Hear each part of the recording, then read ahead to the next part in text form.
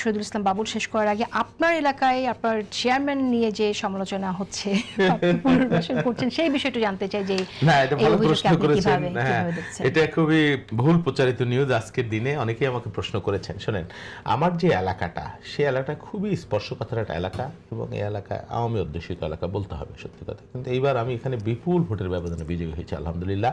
53,000। এখানে দল মত ধর্ম বর্ণ নির্বিশেষে সকল মানুষ আমাকে ভালোবেসেছে, আমাকে ভোট দিয়েছে।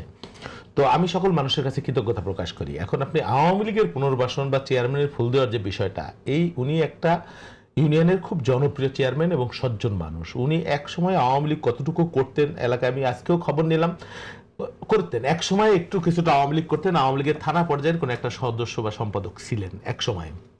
বাট আমি যখন এখান থেকে কাজ করছি তখন উনি আমার সাথে এখানে কাজ করেছেন। এটা একটা ইস্যু। আর একটা ইস্যু হলো, উনি আওয়ামী লীগ করার কারণে গ্রেপ্তার হন নাই। উনি গ্রেপ্তার হয়েছিলেন আমাদের এলাকায় 2টা ইউনিয়ন কর্তন করে অন্য সিটে দেওয়া হয়েছিল। সেই আন্দোলন ভাঙ্গার সকল শ্রেণী পেশার সকল দলের মানুষ করেছিল, একসাথে করেছিল, এবং উনি সমন্বয়কারী ছিলেন যেহেতু ইউনিয়নের চেয়ারম্যান।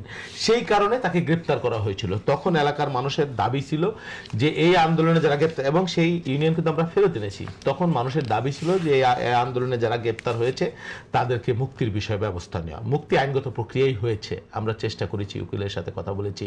হ্যাঁ, তো আইনগত প্রক্রিয়া হয়েছে। আমি মনে করেছি আমি আওয়ামী লীগ হিসেবে তাকে ওখানে রিসিভ করি নাই। আর আমি শহরে ছিলাম আইন শৃঙ্খলা কমিটির মিটিংয়ে, বেরোনোর সময় ওনার বেলবর্ণ এসেছে, ওনার পরিবারের সদস্যরা, তারা আমার নির্বাচন করেছে, বলেছে ভাই উনি বের হবে যদি আপনি থাকেন। তো পাশেই ডিসি অফিসের পাশেই আমি আসার সময় ওনাকে, আমি বের হওয়ার সময় ওনাকে আমি দেখা হয়েছে, গ্রহণ করেছি, এটা হয়েছে।